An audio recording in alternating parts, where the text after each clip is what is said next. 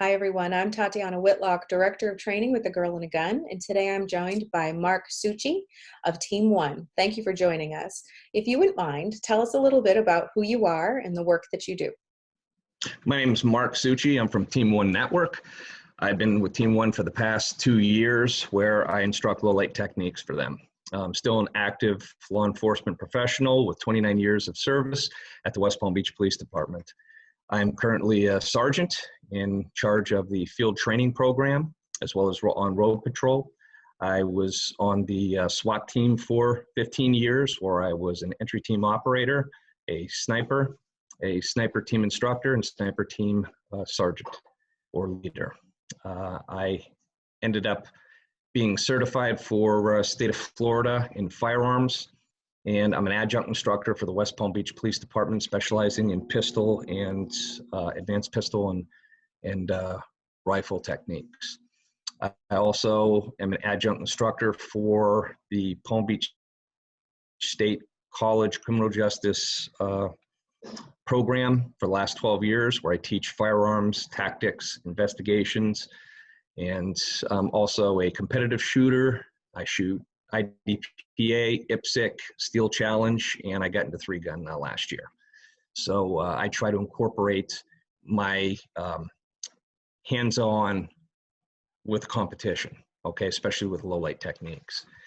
But I'm really passionate about low-light, and there's a serious need for it, not only in law enforcement, but especially in the civilian market, because we end up having half the day is night. And the FBI came out with statistics a couple of years ago where 60 to 70% of all officer assaults and engagements happen between 6 p.m. and 6 a.m. Mm-hmm. So there is a need for low light instruction. Absolutely, I couldn't agree more. Mm-hmm. Couldn't agree more. And we see within the AGirlandAGun community a huge interest in low light, especially surrounding concealed carry and home defense.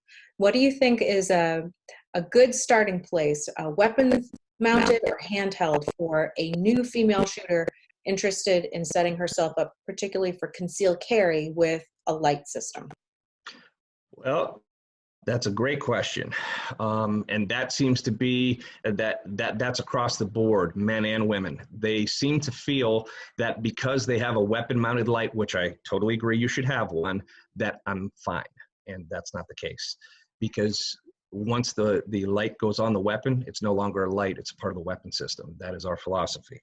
And I don't think it has anything to do with law enforcement. It's for everybody. So with that being said, it's a must to understand and be proficient with handheld techniques. So the question that I pose, and that, because this is a passionate subject, especially for law enforcement. I got that light on my gun. I don't need to know these techniques. Well, would you intentionally point a firearm at a family member? Of course you wouldn't, okay? Would you unintentionally point a firearm at a family member? So that person hears a bump in the night and they go searching their house. If they have that weapon-mounted light, they're searching with the weapon system, okay? If we know and understand handheld techniques, we're searching with a light in a safer way. There are instances where the friendly people are distracted, whether they're wearing earbuds, headphones, God forbid they're impaired for whatever reason, and they don't hear us calling out, trying to identify who they are. And you come around the corner and you end up gauging a friendly that you don't intend to, and tragedy happens. So there's no question, it's a must that handheld techniques are needed. The problem that I see across the board, especially with beginning shooter, well, it's across the board for beginning to advanced shooters. Unless you do these techniques all the time, it doesn't mean anything. Because if we have an average skill, and I place that foreign object, the flashlight, in your hand, the sport hand, that changes your skill level automatically. So even that average skill is going to drop. Mm-hmm. So with that being said, teaching the proper technique. None of these techniques are mine. These are from the greats that ended up making us these techniques. and it's important that we do them properly. And that's where the translation gets lost.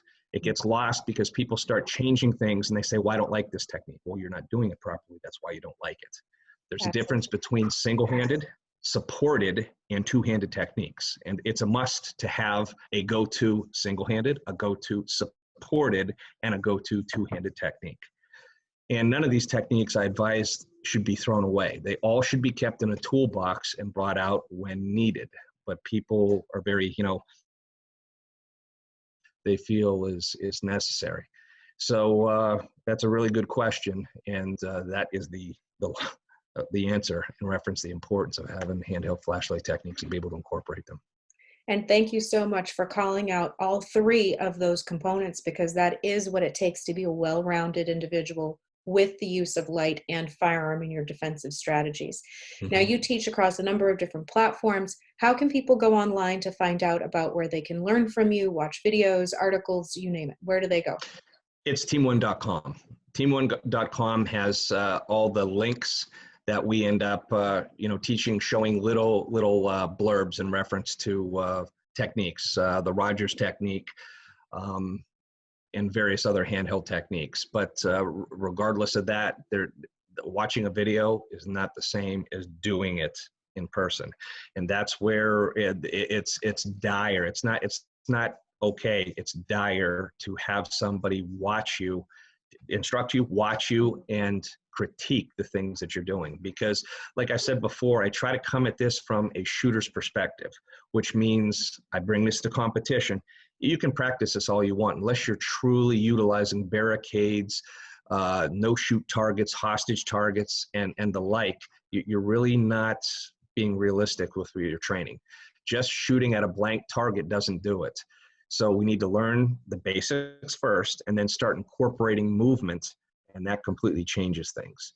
But it's really important, some of the little nuances in reference to the differences in the techniques, like Harry's, which is a supported technique, versus the Chapman, which is a two-handed technique.